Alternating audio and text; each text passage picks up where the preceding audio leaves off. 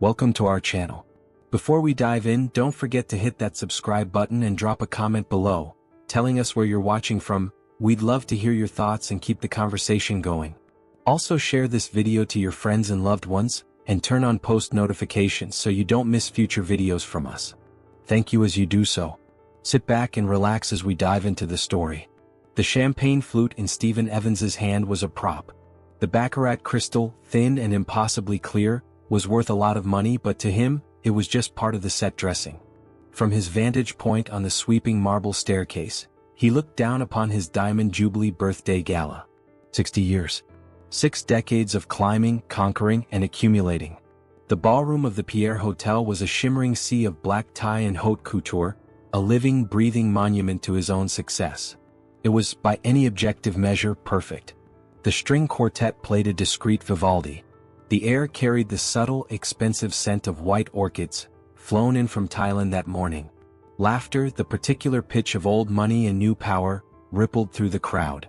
Yet, beneath the glittering surface, Stephen felt a profound, yawning emptiness. The champagne tasted like carbonated ash. "Darling, you're not smiling." A voice, smooth as silk and just as cold, cut through his thoughts. Isabel, his ex-wife, slid a perfectly manicured hand onto his arm. Her smile was a brilliant, public-facing weapon, but her eyes were sharp with calculation. The Times is here. They're doing a society piece. It would be a shame for them to report the guest of honor looked bored. Stephen offered a practiced, non-committal smile. Just taking it all in, Isabel. 60 years is a long time to look back on. It's a long time to stay on top, she corrected, her gaze sweeping the room, cataloging rivals and allies.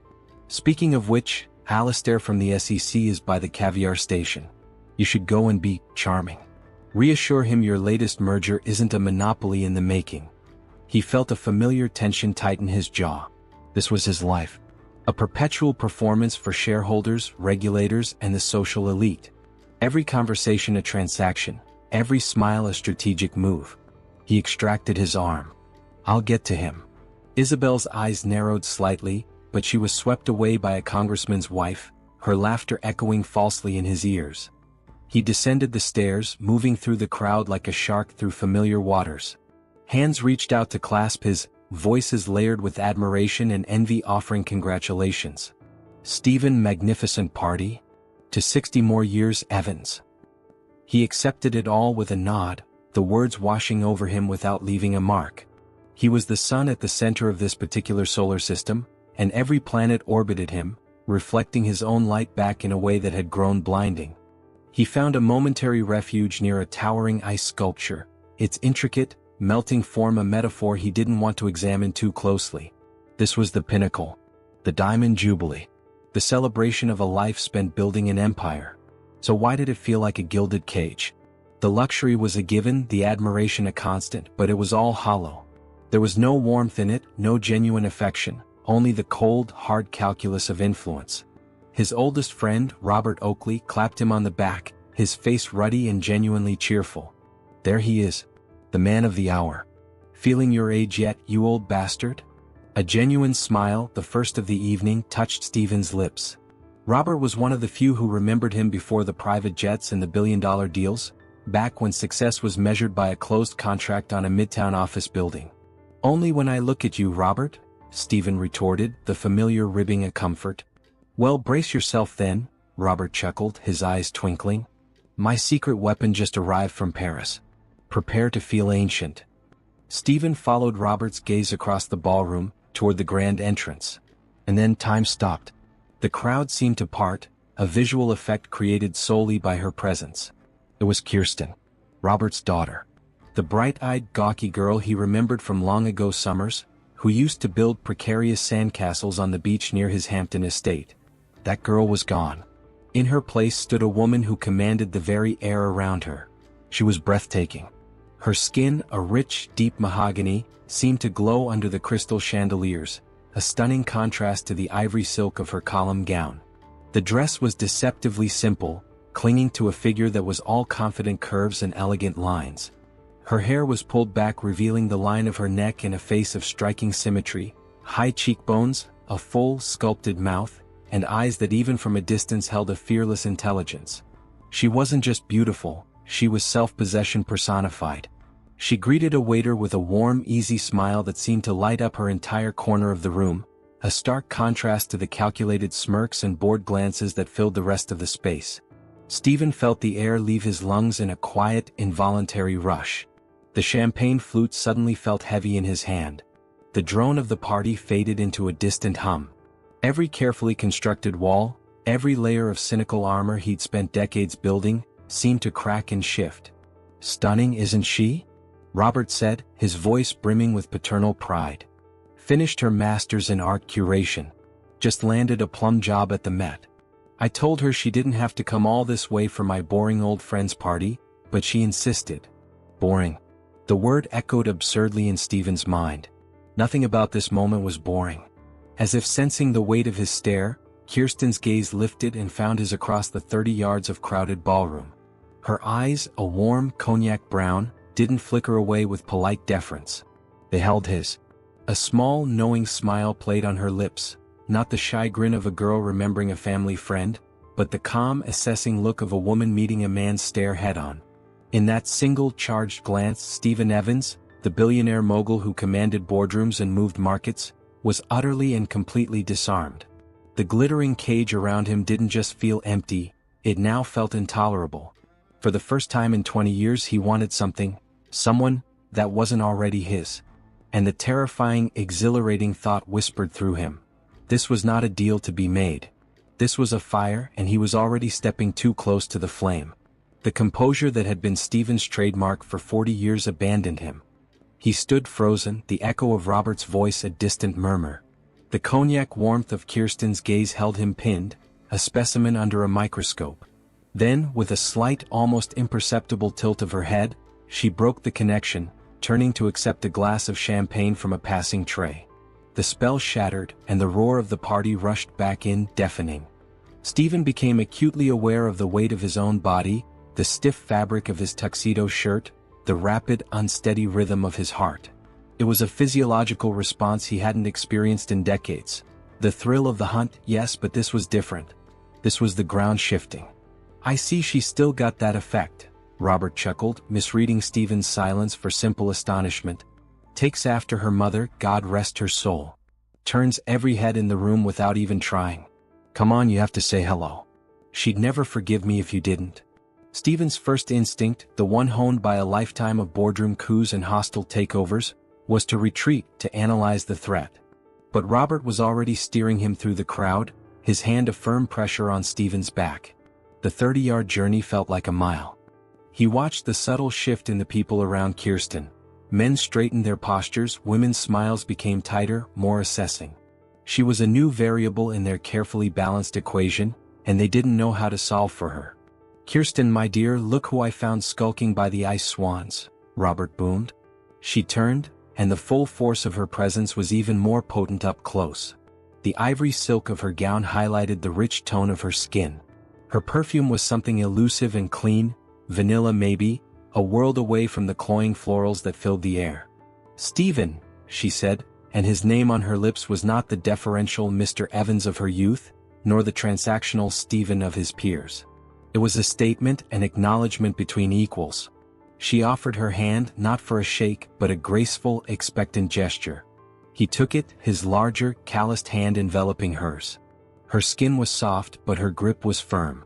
A jolt, sharp and electric, traveled up his arm. It was so visceral he was surprised the crystal glasses on a nearby table didn't tremble. "Kirsten," he managed, his voice rougher than he intended. "You look transformed."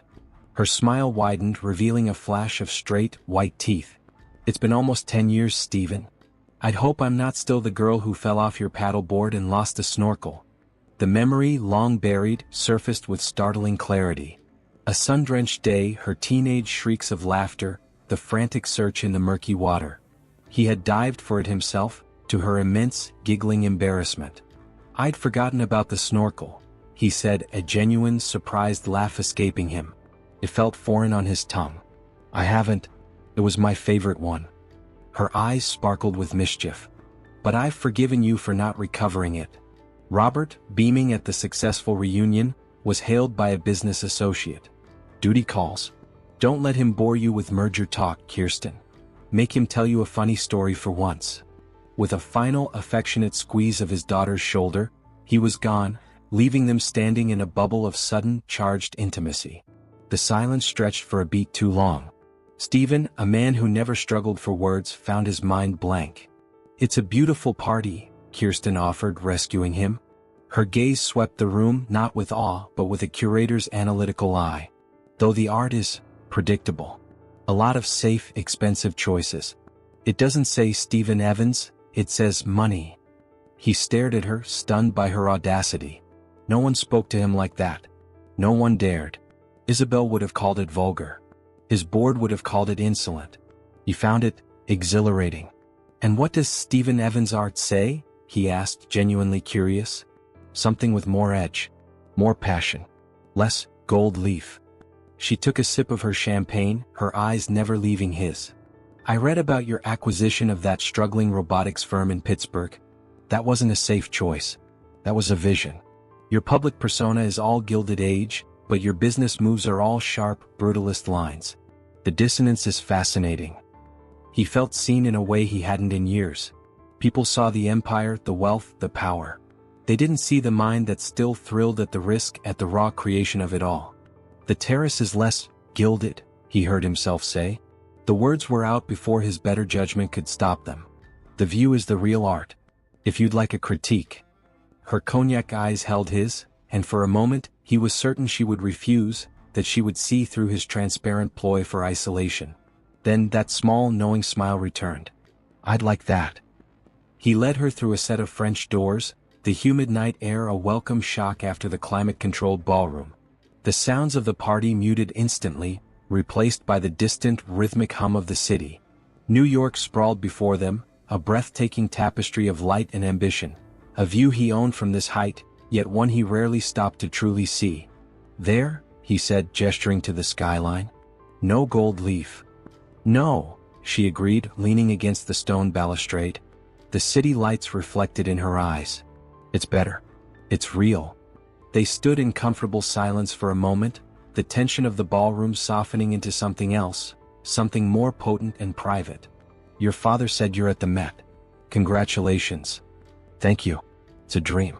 I'm assisting on the new modern diaspora exhibit. It's challenging. They want the art, but they're afraid of the politics, the raw story behind it. They want it sanitized, palatable. She shook her head, a flicker of passion animating her features.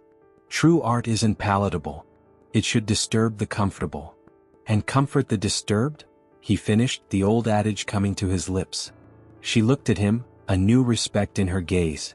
Exactly. He was captivated.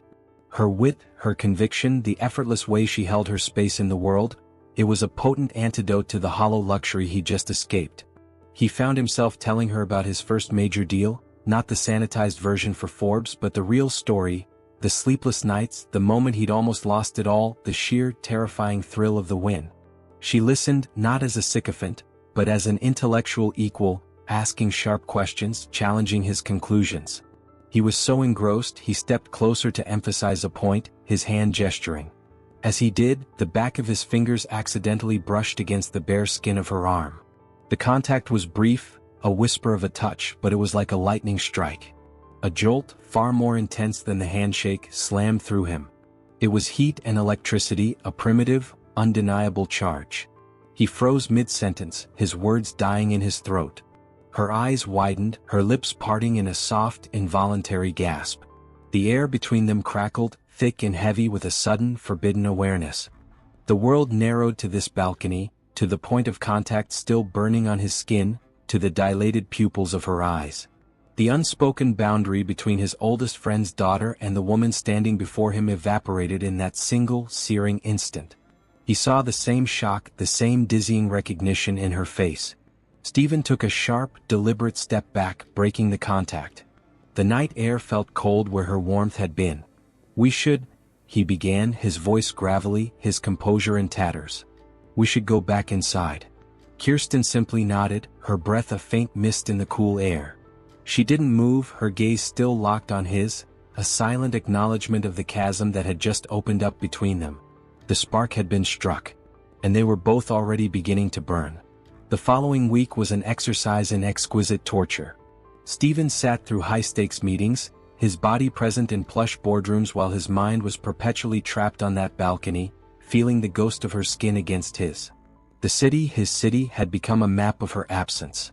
Every art gallery, every corner cafe felt like a place she might be. He was a man possessed, and the obsession was a live wire in his chest, humming with a voltage that threatened to short-circuit his carefully ordered life. He knew it was reckless, a danger to his friendship with Robert and to the stable, if sterile, world he had built. But the pull was gravitational. After a game of golf, he found himself scrolling through the Metropolitan Museum of Art's website, his eyes scanning for her name until he found it. Kirsten Oakley, Associate Curator, Modern and Contemporary Art. A press release announced a pre-opening viewing for a new exhibition, Chromatic Tensions, Post-War Abstraction. It was an invitation he would have ordinarily delegated to a junior executive or ignored entirely. Now it felt like a summons. The following Thursday he stood in the soaring, white-walled gallery, a glass of Prosecco in his hand, feeling as out of place as a bulldozer in a ballet. The air was thick with the muted, intellectual chatter of the art world. A different kind of performance, but a performance nonetheless.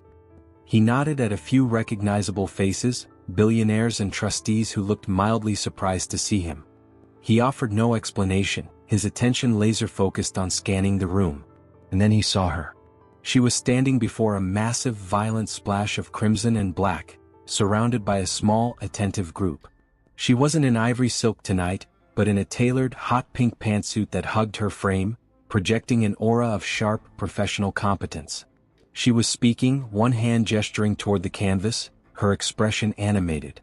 "It's not about the anger, though that's the initial read," she was saying, her voice clear and confident, carrying over the murmur of the crowd. "It's about the release. The moment the structure shatters and pure, unmediated emotion takes over. The artist wasn't destroying form, he was liberating color." A man in thick-framed glasses asked a pretentious question about existential phenomenology. Kirsten listened patiently, then dismantled his premise with a few deft sentences delivered with a warm smile that took the sting out of her correction. She was in her element, commanding, brilliant, and utterly captivating. Stephen waited, letting the crowd around her thin. When the last admirer drifted away, he stepped forward. "Liberating color?" he repeated, his voice low.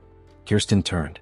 There was no surprise in her expression, only a slow, deep smile that started in her eyes and curved her full lips. It was a look that said she'd been expecting him. "Stephen, I wondered if the corporate world would allow you to slum it with us aesthetes. I found myself in the mood for something unsettling," he said, his gaze flicking to the violent canvas and then back to her, letting the double meaning hang in the air between them. "You were impressive. You have them eating out of your hand." "It's my job to make them see what they're afraid to feel," she said, her eyes holding his. The professional veneer softened, replaced by the intimate charge from the balcony. "It's good to see you. And you." The words were inadequate. He felt like a starved man staring at a feast. "Would you care to give a patron a private tour? I'm afraid my knowledge of post-war abstraction is a profitable investment opportunity." She laughed, a rich, genuine sound that cut through the sterile gallery air. "A philanthropic rescue mission, then. Follow me." For the next half hour she guided him through the galleries. It wasn't a recitation of facts, it was a conversation. She challenged his perceptions, asked what he felt, laughed when his answers were brutally practical. He was mesmerized. With every painting she revealed a piece of her mind, her passion, her intellect, her uncompromising vision. It was the most stimulating conversation he'd had in years. "This is the final piece," she said, stopping before a small, unmarked door. "It's not part of the public exhibition. Too controversial." The trustees got cold feet. She produced a key from her pocket, a mischievous glint in her eye. Interested in seeing the art they deemed too much? His pulse kicked. This was the threshold. Always. She unlocked the door and led him into a small, dark, climate-controlled room. The only light came from a single, focused spotlight illuminating a single painting on the far wall. It was a triptych, 3 panels of swirling, intertwined bodies rendered in shades of charcoal and gold. It was raw, sensual, and explicitly beautifully carnal. The air left his lungs. The room was so quiet he could hear the soft hum of the climate control and the faint, quickened rhythm of her breathing beside him. "It's about forbidden desire," Kirsten whispered, her voice husky in the dark. "The tension between what the world allows and what the soul demands." He couldn't look at the painting anymore. He turned to her. The spotlight from the painting cast her in a dramatic half-light, highlighting the elegant line of her neck, the determined set of her jaw, the dark pools of her eyes. "Kirsten," he breathed, her name a prayer and a surrender. The space between them evaporated. He didn't decide to move. He was simply there, his hand coming up to cup her jaw, his thumb stroking the impossibly soft skin of her cheek. Her eyes fluttered closed for a brief second, a soft sigh escaping her lips. This was it. The point of no return. He lowered his head, his gaze dropping to her mouth. He could feel the heat of her, smell the clean scent of her perfume. Her body swayed almost imperceptibly toward his. The click of the door handle was as loud as a gunshot in the silent room. They sprang apart, a foot of space suddenly feeling like a mile. The door opened and an elderly security guard peered in. "Ms. Oakley? Everything all right in here?" The door was supposed to be locked. Kirsten's professionalism snapped back into place, though a flush high on her cheeks betrayed her. "Everything's fine, Carl. Just giving a major donor a preview. We were just finishing up." The guard nodded, his eyes lingering on Stephen for a moment too long before he retreated, closing the door behind him. The spell was broken, but the charge remained, crackling in the air, thicker and more dangerous than before. They stood in the dark, the painting of tangled bodies a silent witness to their own near transgression. The hunger in his gut was now a sharp, aching thing. He saw the same wild frustration reflected in her eyes. The private tour was over.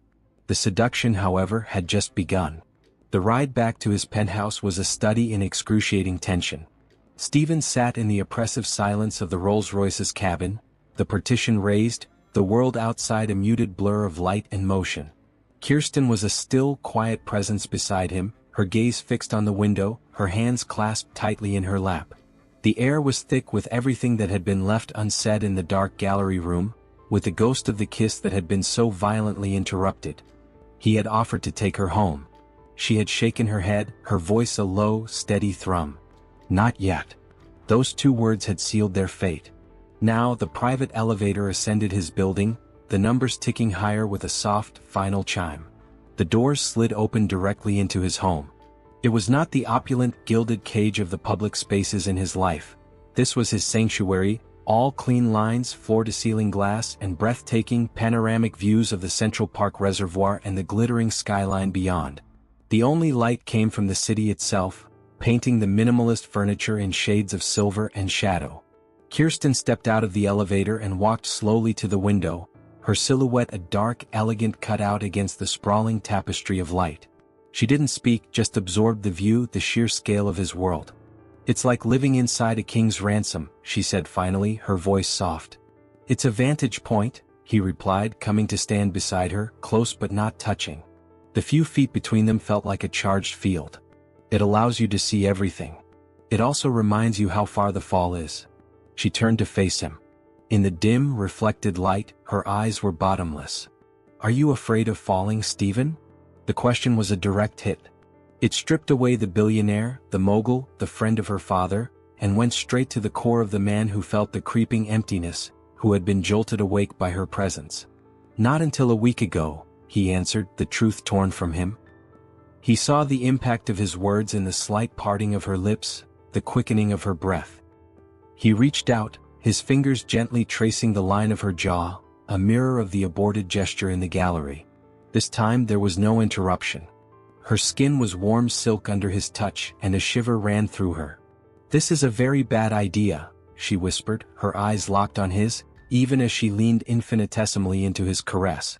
"The worst," he agreed, his voice rough with a need that was consuming him. His other hand came up to cradle her face, his thumb stroking her cheeks. "Tell me to stop, Kirsten. Tell me to call my driver and take you home." It was his last stand, a final, desperate attempt at chivalry in the face of a tidal wave. She didn't answer with words. Instead, she rose onto her toes, closed the distance, and pressed her mouth to his. The contact was not gentle. It was a conflagration. Weeks of suppressed glances, of charged conversations, of forbidden tension, exploded in that single kiss. It was raw, desperate, and devastatingly honest. His arms banded around her, crushing her to him, one hand tangling in the soft, dense cloud of her hair. Her hands slid up his chest, over the broad planes of his shoulders, pulling him closer as if she could fuse them together. It was more than passion. It was a claiming. It was a conversation without words, a confession of a longing so deep it had shaken the foundations of both their lives. He tasted the Prosecco on her lips, felt the frantic beat of her heart against his own, and knew with a terrifying certainty that he was lost. He walked her backward, never breaking the kiss, until her back met the cool glass of the window, the entire city sprawling beneath them, a silent witness to their surrender. His mouth left hers to trail a path of searing kisses down the elegant column of her neck, eliciting a soft, broken moan from her that shattered the last of his control. "Stephen," she gasped, her head falling back. He whispered her name against her skin, a reverent prayer. His fingers found the zipper of her pantsuit, the sound of it sliding down deafening in the quiet room. The tailored fabric pooled at her feet, and he beheld her in the city's glow, a goddess carved from mahogany and shadow. Her confidence was breathtaking, her gaze holding his with a fierce, unashamed desire that stole the air from his lungs. Later, tangled in the silken sheets of his bed, the world was reduced to the space they occupied. The frantic, initial hunger had subsided into a slower, deeper exploration. He learned the landscape of her body with his hands and his mouth, committing every sigh, every shudder, every whispered plea to memory. She was responsive and generous, meeting his intensity with her own fire, challenging him, matching him. In the quiet aftermath, with her head pillowed on his chest and his arm wrapped tightly around her, the reality of what they had done began to settle. The stakes, the potential for ruin, hung in the air like a specter. "My father," she began, her voice small against his skin. "I know," he cut in, his own voice heavy. The ghost of Robert's jovial, trusting face was a sharp stab of guilt. He tightened his arm around her. "We'll be careful. No one can know." She lifted her head, her eyes searching his in the near darkness. "Is this just a secret? Something to be hidden?" He looked at her, at the woman who had, in a handful of weeks, dismantled the fortress around his heart. He saw the vulnerability beneath her fierce confidence, and it undid him completely. "No," he said, the word absolute. He cupped her face, forcing her to see the truth in his eyes. "This is everything." A slow, radiant smile spread across her face, the last of the tension leaving her body. She settled back against him, her breath warming his skin. Outside, the city began to lighten with the first hint of dawn, painting the sky in shades of rose and gold. Stephen watched it, feeling the weight of her in his arms, the steady rhythm of her breathing. The fall, he realized, was already happening. And as he held her, the terrifying truth solidified in his soul. He would let his entire empire crumble to dust before he would let her go. The line had not just been crossed, it had been obliterated. The world acquired a new, secret axis, and their lives began to spin around it. For Stephen, the gray, monolithic structure of his existence was suddenly shot through with vibrant, illicit color. Board meetings were endured with a newfound patience, the drone of financial reports merely background noise for the memory of Kirsten's laughter, the scent of her skin, the feel of her body curled against his in the pre-dawn light. Their affair was a masterclass in clandestine operations, conducted in the liminal spaces of his life. A business lunch, at an obscure Michelin-starred restaurant in a borough he never otherwise visited, where they held hands under the table. A charity meeting, that was in fact an afternoon spent in a secluded suite at the Lowell, the outside world shut out, the only sound their mingled breaths and the rustle of silk sheets. He learned the cadence of her life. Her work schedule at the Met, the evenings she spent with friends, the weekly Sunday dinner with her father. It was that last commitment that became the most perilous tightrope walk. Today he sat across from Robert at their usual corner table at the grill, the air thick with the scent of seared steak and old whiskey. Robert was in a boisterous mood, recounting a golf game with vivid, sweeping gestures. "And so I told him, if you can't read a green, buy a better putter, you miser." Robert laughed, his face ruddy. He took a sip of his Macallan 25, then looked at Stephen, his expression softening with genuine affection. "You seem good, Stephen. Lighter." I haven't seen you this unclenched in years. The observation, so casually offered, felt like a searchlight sweeping over him. Stephen took a deliberate sip of his own whiskey, the smoky liquid a welcome anchor. The Diamond Jubilee milestone, he deflected smoothly, forces you to take stock. Decide what's important. Well, whatever it is, it suits you. Robert's eyes twinkled. Kirsten said the same thing the other night. Said you looked revitalized. Stephen's heart performed a hard, painful slam against his ribs. He kept his expression neutral, a skill honed in 1,000 negotiations. Did she? Oh yes. She's been full of praise for you lately. Said you came to her exhibition, that you were surprisingly insightful about art. Robert leaned forward, his voice dropping to a conspiratorial tone. Between you and me, I think she has a bit of a crush on the old man. Always has. You were her childhood hero, you know. The guilt was a physical thing, a cold, leaden weight in his gut. He saw the absolute, unshakable trust in Robert's eyes, a trust built over 40 years of shared history, of propping each other up through bankruptcies and divorces, through funerals and triumphs. He was betraying that trust with every clandestine touch, every whispered endearment, every time he buried his face in his best friend's daughter's hair. She's a brilliant woman, Robert. You should be proud, Stephen said, the words tasting like ash. It was the truth, but it was also the perfect shield. I am. I just wish she'd find a man her own age who deserves her, Robert sighed, shaking his head. Not some trust fund idiot or a pretentious artist who can't change a tire. She needs a man of substance. A man like you. The irony was so sharp and cruel it was all Stephen could do not to flinch. He forced a smile, raising his glass. To Kirsten. May she find exactly what she's looking for. The clink of crystal felt like a death knell. Later that evening, the guilt was a corrosive acid in his veins as he met Kirsten at a discreet hotel near the waterfront. The moment the door to the suite closed behind them, he pulled her into his arms, his kiss desperate, almost punishing. It was an attempt to lose himself, to burn away the image of Robert's trusting face with the reality of Kirsten's warmth. She met his intensity with her own, but as they broke apart, breathing heavily, she searched his face. What's wrong? He couldn't tell her. He couldn't burden her with the depth of his treachery. Nothing. Just a long day. She didn't believe him. Her sharp, intuitive eyes saw through him. Was it lunch with my father? He turned away, walking to the window overlooking the dark, churning water of the Hudson. He thinks you have a crush on me. He heard her sharp intake of breath. Then a moment of silence. In a way, I always have, she said softly, coming to stand behind him, her hands resting on his back. But this isn't a crush, Stephen. And he's my father. His job is to be blindly overprotective. My job is to live my life. He turned, capturing her face in his hands. I know. But it could destroy him. It could destroy everything. Do you regret it? She asked, her voice steady, but her eyes were vulnerable. No, he said, and it was the most honest word he'd spoken all day. God, no. That's what makes it so terrifying. He kissed her again, slower this time, a balm for the raw wound of his conscience. In the sanctuary of her arms, the outside world with its complications and betrayals receded.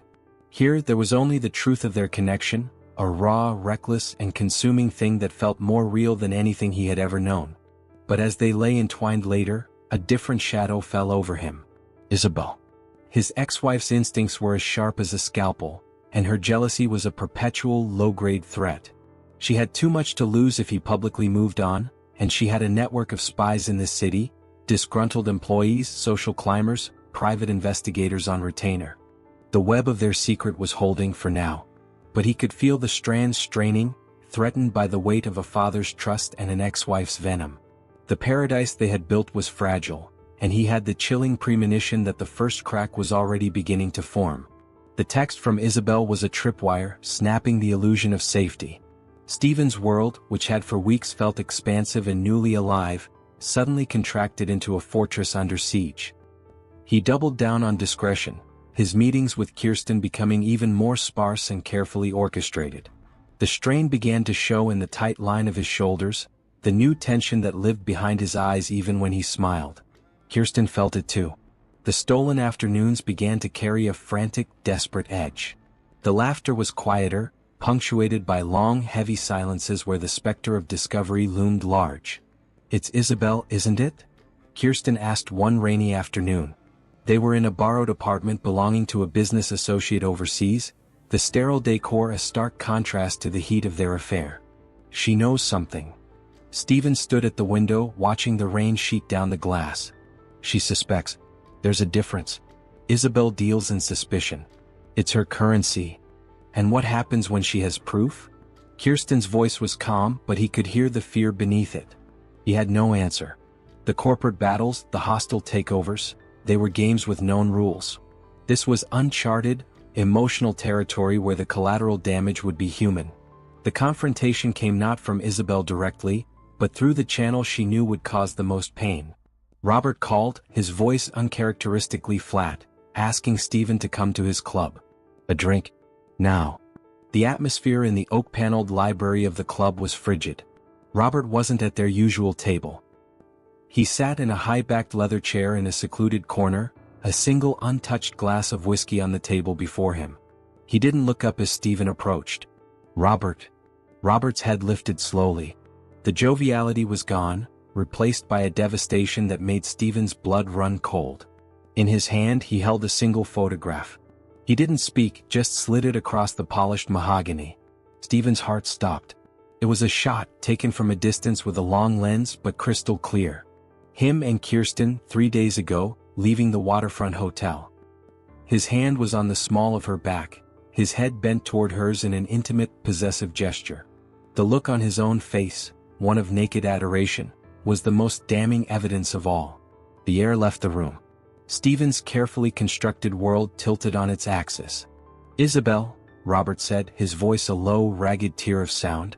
"She thought I should know what kind of man my oldest friend is. What kind of man is preying on my daughter."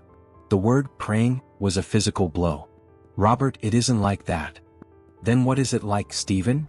Robert's voice rose, drawing glances from across the room. He leaned forward, his eyes blazing with a betrayal so profound it was painful to witness. "She's 28. You're 60. You changed her diapers for Christ's sake. You were there when she lost her first tooth. And now, this." He gestured at the photograph as if it were something vile. "Tell me what it's like." "I love her." The words were out, stark and simple, before Stephen could filter them. Robert stared at him, his face a mask of disbelief that slowly curdled into disgust. He let out a short, bitter laugh. "Love? You don't know the meaning of the word. This is about your ego.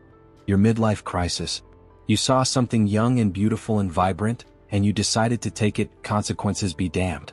You think this is the first time a powerful man has gotten bored with his own life and tried to steal someone else's youth. You're wrong," Stephen said, his own temper igniting, fueled by guilt and a desperate need to defend what they had.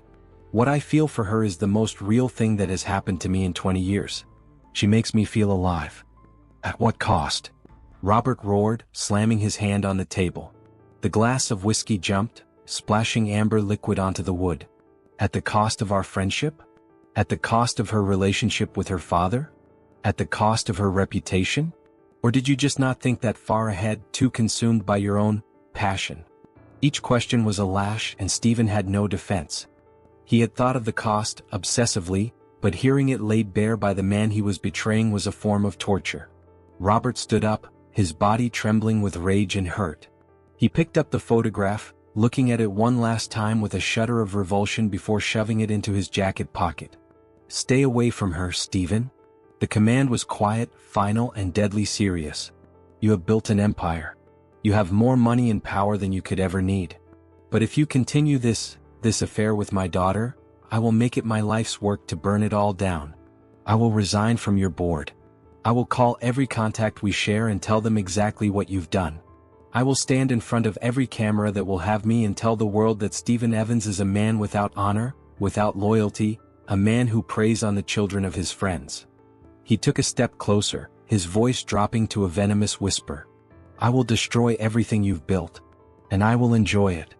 Without another word, Robert turned and walked away, his footsteps echoing in the silent, stunned library. He didn't look back. Stephen stood alone in the corner, the weight of the threat and the crushing finality of it pressing down on him. He had faced down corporate raiders, market crashes, and federal investigations. But he had never faced an enemy like this, a man he loved, armed with nothing but the truth and a father's righteous fury. The unraveling was complete. The secret was out. And the cost of his happiness was now being tallied in the currency of a 40-year friendship and the very empire that defined him. He had to see Kirsten. He had to warn her. But as he stood there, the ghost of Robert's devastated face seared into his mind. He wondered if the damage was already beyond repair. The drive to Kirsten's apartment was a blur of rain-smeared city lights and the thunderous echo of Robert's words in his skull. "I will burn it all down." Stephen didn't call. He just went, his knuckles white on the steering wheel, the photograph of their exposed secret a brand against his heart. He knocked, the sound too loud in the quiet hallway. When she opened the door, her face shifted from surprise to immediate alarm. "Stephen? What's wrong?" He stepped inside, the warmth and familiar scent of her space a stark contrast to the Cold War raging inside him. He didn't touch her. He couldn't.